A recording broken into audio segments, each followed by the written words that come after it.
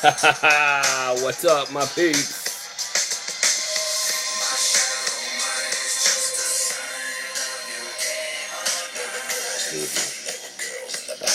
I'm not going to sing the song. So, hey, everybody. It's day 3 of Shame Week. Just had a great, non-shameful meeting with Art. We've got a lot of irons in the fire. A lot of stuff going on. Some new marketing materials in development. I'll have to tell you guys about that this weekend because right now it's a big whopping blob of shame.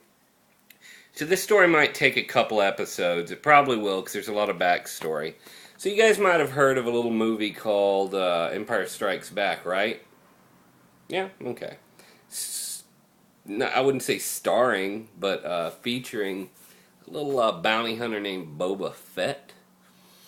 Well, Boba Fett was the awesomest. Everybody loved Boba Fett.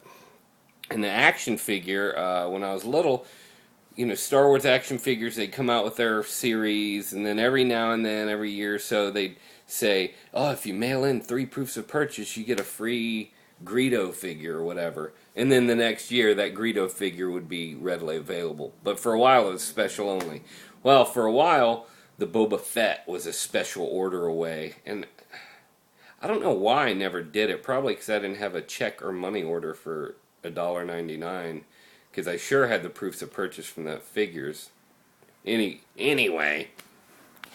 Well, when I lived in Blanchard, they came out with the regular off-the-shelves Boba Fett action figure, and I saw a commercial for it on TV. I'm like, oh my god, I've got to get that. I've got to get that. That's so cool. And he had the missile-firing backpack, which they initially had when he first came out, or maybe it was just a prototype, but they had the missile-firing backpack.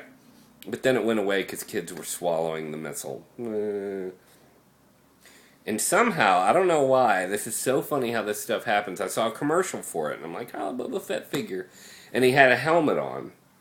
And somehow, I don't know if there was a crease under his neck or something, but to me it looked like you could take his helmet off. And if you were 8 or 9 years old in 1980, whatever it was, 81, 82, I don't know. You wanted to know what was underneath Boba Fett's mask, and I certainly did.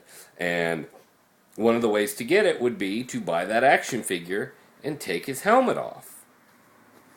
So I started saving quarters in my room and, saving up to buy the figure because I think they were like $2 back then. Okay, so there's the groundwork of the story. I had this little bag, and we spent the weekends at my dad's house sometimes. Well, his girlfriend, Ann, had 3 kids, and we liked them a lot, and we played with them. So Julie and I, my sister Julie and I, Ann would pick us up sometimes from my house with my mom and stepdad and take us because my dad wouldn't be off work yet. So we would be ready to have fun. Woohoo! And this time it was like summertime, and it had to have been about 105 or 110 degrees. It was insane. I'm pretty sure Julie was there. I know that her 3 kids were there. So I had my little weekender bag with all my clothes and my socks and some stuff in it, and I brought it in to the truck. Oh, and we're in a truck with a camper shell on it. So it's a pickup truck with a camper shell. Ann and her daughter are up front, and myself and all the other kids are in the back, and it's a camper shell that's closed, and it is hot. It's got to be like 110 degrees, and we're just boiling back here. And Stevie noticed, the son of my dad's girlfriend, notices my bag. He said, oh, that's a cool bag. Where'd you get it? And I said, wherever I got it from. He said, oh, that's cool. I think he asked me if there were any secret compartments in it. There weren't, but I said yes. First mistake. I said, yeah, there's secret compartments in here. And he's like, oh, what do you have in it? And I said, I keep $2 in it, just in case I need it. And he's like, oh, really? I'm like, yeah, I'm going to buy the Boba Fett action figure. We're out of time for today, so we'll pick up there tomorrow. See ya.